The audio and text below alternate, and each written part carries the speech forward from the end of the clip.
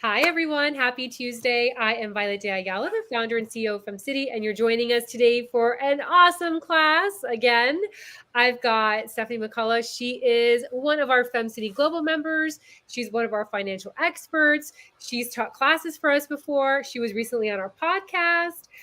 She's someone that I really respect and adore. I've hugged her in real life, which is just really wonderful. And what I love most about Stephanie is she's really passionate about helping people. I was going to say women, but I know you do. Yeah, women. All people, women especially, to change the way they look at money and to help them navigate that turbulent moment where you're kind of going from debt into like, okay, I need to start saving. She is a great person to help you transition over there. I've seen her guide so many of our femmes, and she's always just filled with so much knowledge and wisdom for us when it comes to finances. So today she's going to talk to us or teach us about how to spring clean our finances. It's no joke. Today is a tax day. So I'm really grateful that she took time out of her busy schedule to join us today and to teach us how to spring clean our finances. Anything you want to add, Stephanie? No, let's dig right into it. All right, let's do it. Oh, you know what? By the way, really quick, if you have questions for Stephanie, post them in the chat and I will ask on your behalf. So I want to make sure that you guys know that. And even if you're watching the replay, you can always reach out to Stephanie. I meant to say that. So sorry, Stephanie. Now take it No away. problem. No problem. So it was so funny when Violet asked me to teach the class on spring cleaning your finances. I thought, oh, am I the right person? Because I'm not really a spring cleaning person. I'm not really a cleaning person at all. But what are you going to do? So, but I do believe we all need to dig into our finances. And hey, spring is as good an excuse as anything. So the first thing I did was went on, of course, our friend Google and looked up like, what does spring cleaning actually mean? So I got this quote from marthastewart.com. It says, not only is spring cleaning a great way to reset, that's what the season is all about, but the yearly chore also gets rid of any accumulated dust and dander before allergy season reaches full swing. Cleaning your home from top to bottom may never become effortless, but you can make the project more manageable with our checklist, blah, blah, blah, blah, blah. So my suggestion to you is, first of all, know yourself, right? How do you feel about approaching any type of money task? So for me, that description that I just read to you about spring cleaning makes me start to sweat. It makes me feel really anxious and like, oh my gosh. As I mentioned, cleaning is not my favorite activity. So that idea feels so overwhelming. It feels way too big. It feels like maybe I'll start it and then I'll get discouraged and then I'll stop. And then I'll add that to the list of things that I give myself a hard time about, right? See, just like always, you started something, you didn't finish it, right? Like that's my own pattern. I know that. So when it comes to money, one of the most valuable things we can do is to bring some awareness and intentionality to our own relationship with money. So why not use this spring cleaning idea as an opportunity to work on that? So what I want to encourage everybody to do is to notice the feelings, the self-talk that come up when you start to think about working with your money stuff, whether it's cleaning it up or doing anything, right? What feelings, what bodily sensations come up? What memories might arise for you? What impulses? What things feel attractive and manageable, and what things feel like totally, gosh, I could never do that. And give yourself a hug through it. We need to do this work with self-love, with forgiveness, with unshaming. And maybe keep a journal at the ready with you. So to jot those things down when they come up, right? We're going to notice and notate without judgment. So for me, when it comes to the spring cleaning idea, right, it feels like these 1,700 little tasks that I should do. And it feels like a giant weight that is just going to bear it down on me. So I'm going to ignore it and go do something fun instead. That's one of my own little patterns. And I'll tell you, my money cleaning, I fall into this stuff as well. So of course, our friend Google brings us many results. So I had another quote that I liked better. This one says, spending a day or two cleaning can have positive impacts on your mental health and be transformative going forward. That one feels a little lighter to me. That one feels nicer. It feels like there's a promise of focusing on the benefits rather than like dealing with dust and dander, like, oh, wait, positive effects on my mental health? That sounds good. A day or two? That sounds doable. So I encourage you each to ask yourself, how can you make this work for you, right? If you're going to undertake some task, how can it be beneficial? What's the purpose at all of undertaking a money spring cleaning? I would suggest that some of the potential benefits could be that it could make life easier. It could help you gain some clarity around your numbers, around some actions you could take, or even around your money relationship, which is super valuable. Honestly, it's a gift to others in case they ever need to step in and help you out with things. And maybe, like I said, use this season as kind of a trigger to start something that maybe you've been putting off for a while. So the nitty gritty, how do we go about doing this? I've kind of addressed like the mindset issues beforehand.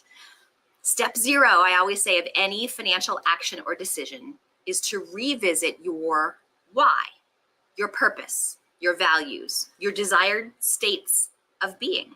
Because remember, money is just a tool to help us create the life that we want. It's just one of many tools, in fact. It's important to put money in its place. It's not a place of primacy. It's a place of service to you, to your higher vision for your life.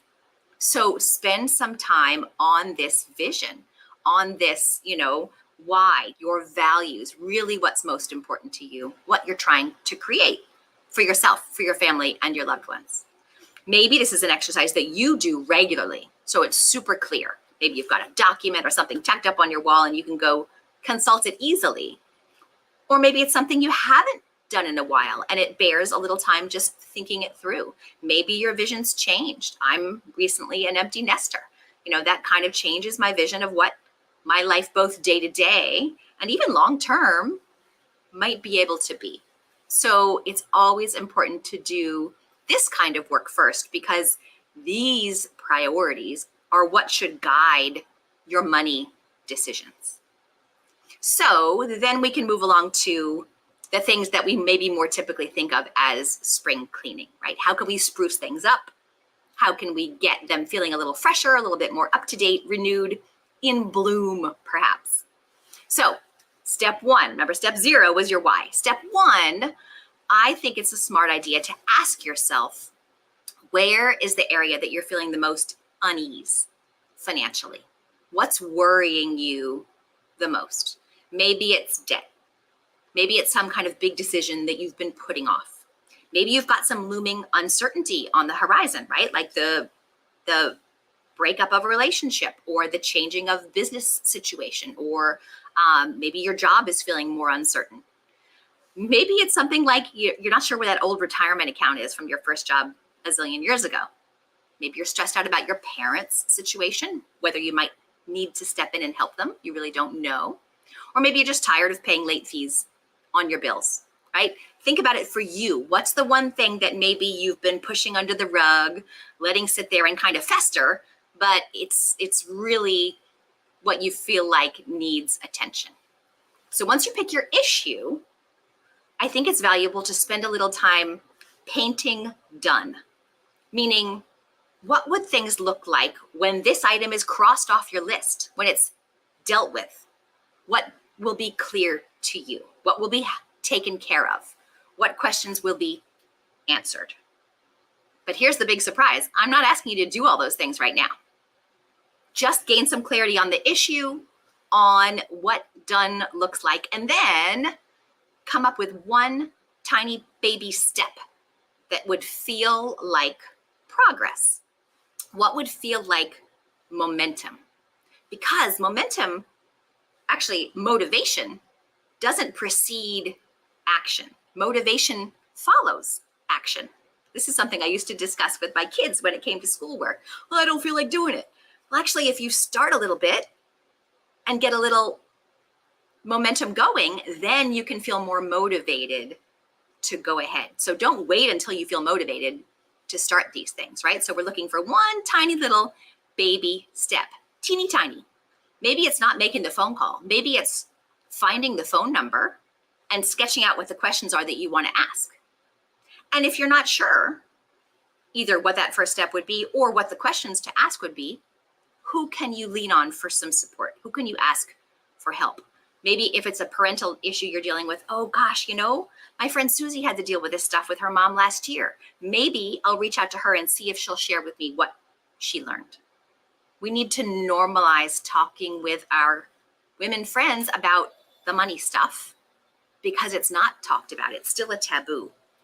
And one of the big ways that women learn is by sharing our stories. But if it's not okay to share our money stories, that's one more way we're cut off from learning about money. So maybe reach out, email, text someone and say, hey, do you have 10 minutes to chat with me? I'm kind of floundering in this one area. I'm hoping you can provide me a little support. So we don't have to do this stuff alone. So once you've figured out your baby step, take the little baby step and then figure out the next one after that, right? Okay, I made the phone call, or I gathered the phone number and I made the questions to figure out where that old retirement plan is. Now, what I've discovered about myself is that I have to write those things down, and I have to write down where I've written them down. Because when I come back to it in a week, I'm gonna be like, wait a minute, didn't I do this already? Where is it?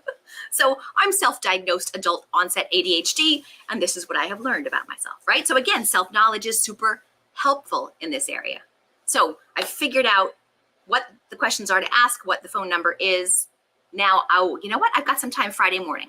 I'm going to make that phone call and schedule that appointment with yourself. So again, little baby steps, gathering momentum to tackle those tasks that are kind of have been floundering on your list of things to do. So my next suggestion on the spring cleaning agenda is remove clutter. So I did some more Googling about spring cleaning, and there was an article on thespruce.com, and it said, this tip came from every expert, remove clutter. There's lots of clutter in our money stuff, right? It can come of the form of paper. There are statements and receipts and contracts and important documents.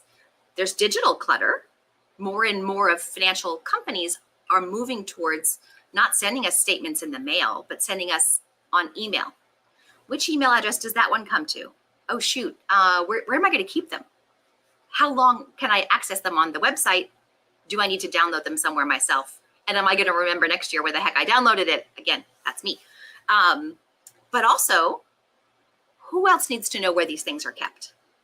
Again, maybe it's me. I'm now 56 years old. I'm in this age where things are happening to my friends. Things are happening to my friends' parents. We need to be able to step in for each other and take over some of these financial things. So documenting and sharing where stuff is.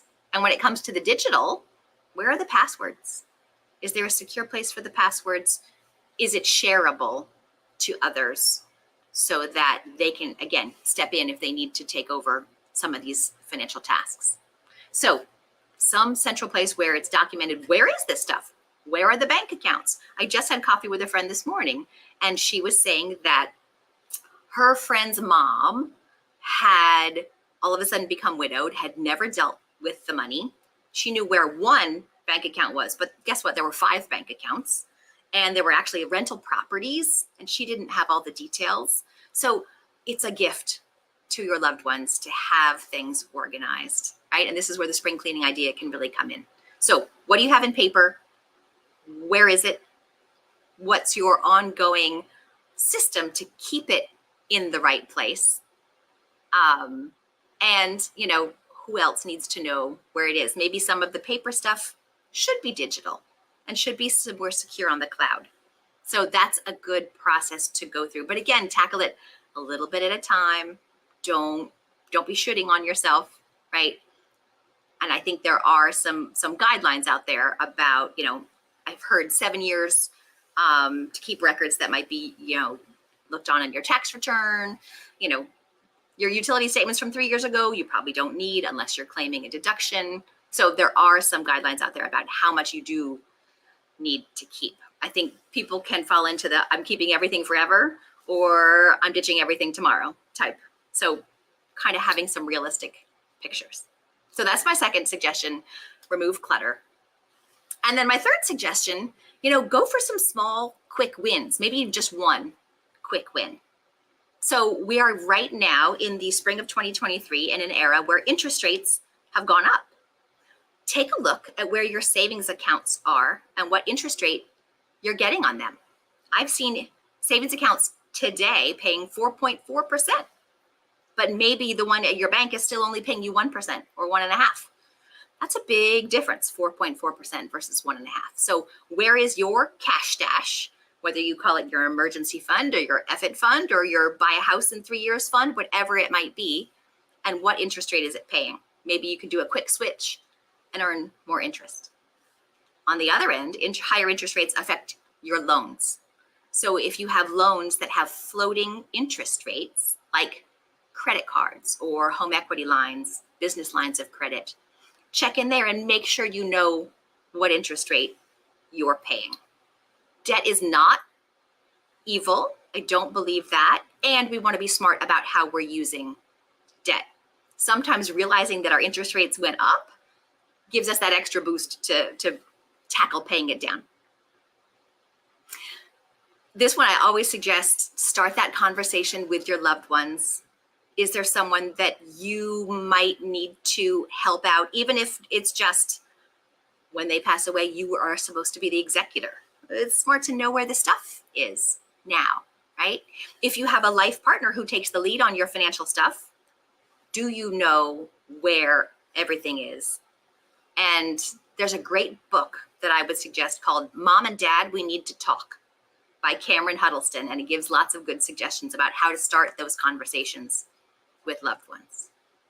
And lastly, if your will and your powers of attorney, your healthcare directives and all of that stuff is more than 5 years old, and by the way, if you've never done it, that counts as more than 5 years old, it's time to update it. Have an attorney look at it. State laws change all the time. Life situations change all the time. If you've moved states, it's very important to get it redone because, again, state laws are different. So that's the kind of thing that is easy to put off because those conversations are so unpleasant, and it's much easier to avoid thinking about mortality and what happens, if bad stuff occurs. But that is, again, so valuable. Unfortunately, we're all going to meet our end at some point, and those are the documents that we need to have in place. So here's my last quote from Google about spring cleaning that I thought was great. Form new habits after cleaning. Make a plan so that you can keep your clean house clean. Life happens, and there will be plenty of times when you can't keep things as tidy as you'd like to, but making a cycle of places to look at regularly can help you stay on track. So can you think about making a plan for your own financial check-ins on a regular basis so that stuff doesn't pile up so much? Maybe it's a weekly check-in time. Maybe it's a monthly conversation with your loved one. Maybe it's, a quarterly review of your business finances. Whatever it might be that's going to work for you, try it. Anytime you're coming up with a new routine, it doesn't have to be perfect. Try something. Try to put it in place with regularity. See if it helps you. See if you need to make tweaks. And it's always good to have some accountability. So if you can find a money buddy, someone you can be open with about what you're trying to do with your money and even if it's just the organizational, right? You don't necessarily have to share the numbers, but hey, I'm trying to be regular about meeting with myself on Thursday nights about my money. Maybe you check in with each other on that. You don't have to do this stuff alone. And remember, always with kindness, gentleness, and unshaming. I love that. So much love came in for you. So I'm just going to stop. Here's one dose of love. This is so crazy. I literally had this conversation on Sunday. The universe is definitely speaking to me. Yes, it is. Here's hello from McAllen. I don't know which member that is. I'm going to guess. I don't know. I don't know which one. Hello. Place of service. I love this. You had another. I'm spring cleaning my non-necessities for my 2-year plan to retire. I had no idea how many recurring payments of book magazines that sit on a shelf to be read. You know what? And that comment I wrote down, that app where you can unroll, because then you also said like the digital clutter that you get. Yeah. And I started doing the unroll where it unsubscribes you from all these lists because people sell the list and then they sell it. And all of a sudden you're getting like, I'm overwhelmed. So I wrote that down. From emails. Oh. And then this was very helpful. Thank you. and then you had more love. I love small steps. Yeah, small steps, because this stuff can feel so big and scary. Yeah. So it's easier to avoid it. But if you can take itty bitty steps, I'm a big believer in that momentum. You know, little actions like, oh, you know what? I could do that phone call. Maybe I can do the next phone call. Right. And it feels so empowering. Yeah. I know years and years and years ago when we, and I'm open about my financial journey. So when we had some investment properties, it was after 9/11, the market had tanked where we were living in North Carolina. And I remember when we hired we had a CPA do it and it was all wrong. It was like a mess. And we were like, had to pay the IRS. And I remember feeling so overwhelmed with like owing so much money and then like getting out from all these investments and then having to pay because we didn't file bankruptcy. So we had to pay for them still, even though it was such an awful state. And you know what? It's just the small steps. It's the small steps. I mean, you can close your eyes for only so long. The truth is that it's just better, as you mentioned at the beginning, just moving forward in a small way and what's in your control, doing it with love and no judgment. You know, like sometimes we get into these situations where we were very aggressive investors. Like we were no fear, like let's do it, you know, like that kind of thing. And then when it burns, it burns. I mean, sometimes it's good and then sometimes it's bad. When it catches you when you're bad, you know, like it definitely takes time. But the small steps, you said it over and over again, and then doing it with love and just grace for yourself, because sometimes it happens, but you have to do those steps in order to move forward and have a brighter financial future. You have to do that. And sometimes it's actually better than you think it is. Like sometimes it's worse than what you think. And sometimes the tasks are not as daunting as you think they are. Once you take a little nibble, you're like, oh, wait, I only have to do these other 2 things instead of 12 other things. Yeah. So beginning is always the key. Yeah. And that was a good reminder. So Lynn also put, I appreciate the encouragement to leave things organized for loved ones. So Steve and I went on a trip last year and I hadn't updated our will. So I did a really rough will on email and I sent it to my attorney and to our son just to at least have something. Cause I was like, oh my gosh, we're getting on a plane tomorrow and I don't have time, but let me at least do something really quick. So at least there's something done. And I asked my dad and he hasn't even done any of that. He's like, oh yeah, but you know, it's that you have to have those conversations because you know, like you said, it leaves the world better for the people that stay on earth when you leave. So yes, very much so. Yeah. Anyway, this was great. Thank you so much. For those that are watching the replay, add some love for Stephanie and let us know how these tips helped you. I know it was very helpful for me as well. I'm going to do some more things to get better, especially with like unsubscribing, the subscriptions. Like that's something that I started like removing. I joined every newspaper. I'm a huge membership person too. I joined every club.